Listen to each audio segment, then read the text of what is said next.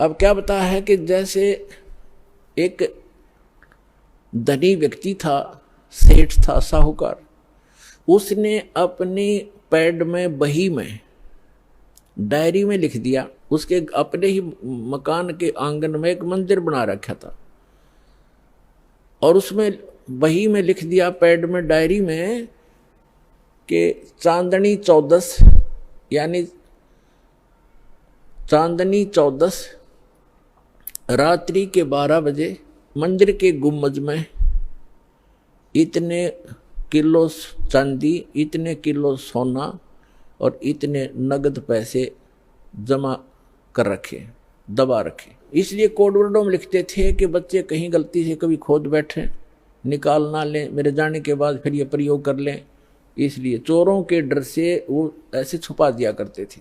पहले बैंक नहीं होते थे। उस सेठ की मृत्यु होगी अचानक। पिता के अंतिम संस्कार करके उन बच्चों ने फिर देखा कि पिता की लेख देखते हैं। उन्होंने वो डायरी देखी, उसमें लिखा था चांदनी 14 रात्रि के 12 बजे मंदिर के गुम्बद में इतना धन दबा रखे। तो उन बच्चों ने 2-3 दिन के बाद अपने पिता की क्रियाक्रम से निपट कर हफ्ते 10 दिन, 12 दिन, 15 दिन के बाद वो मंदिर का गुम्बद फोड़ दिया रात्रि के समय। उन्होंने सोचा, पिता ने संकेत दिया है कि दिन में तो कोई देख लेगा, रात्रि में फोड़ियो। तो रात्रि में उन्होंने मंदिर का गुम्बद फोड़ डाला, उसमें कुछ नहीं था। उनको बड़ा अफसोस हुआ कि पिताजी तो हमें गलत गाइड करके हमें बहका गए और धन कहीं और दबा गए।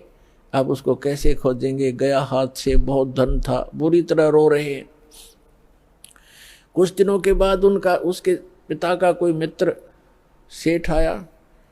बच्चों ने अपनी समस्या उसके सामने रखी कि अंकल ऐसे ऐसे समस्या आ गई है, हमारे पिताजी ने झूठ बोल दिया, पैसा कहीं और छुपा रखा है, हम गुम्बद में लिखा है, गुम्बद में तो पाया नहीं, हमने मंदिर भी फोड़ दिया। तब उस सेठ ने कहा कि मुझे दिखाओ कहाँ लिखा है। उसने लेख देखा कि चांदनी 14 रात्रि के 12 बजे मंदिर के गुम्बद में इतना पैसा। तो उसने कहा, बेटा इस गुम्बद को यथावत बनाओ, यथावत जैसे था वैसा ही बना दो, फिर बताऊंगा कहाँ पर है, और चांदनी 14 आने दो। 15 दिन के बाद, महीने के 20 दिन के बाद हुआ, 10-5 दिन के बाद हुआ, चांदनी 14 आनी थी, वो वैसा ही गुम्बद बना दिया। रात्रि के समय, चांदनी रात्रि में, और गुम्बद की छाया आंगन में जहाँ थी उसके घर पे, वो जमीन वहाँ खुदवाई के ये निशान लगा दिया, यहाँ खोदो, वो ज्यों का तो धन पा गया। तो ये नकली सारे गुम्बद फोड़नीय थे, स्थान का पता नहीं था। तो इनको इन सदग्रंथों के कोड वर्डों का ज्ञान नहीं हुआ।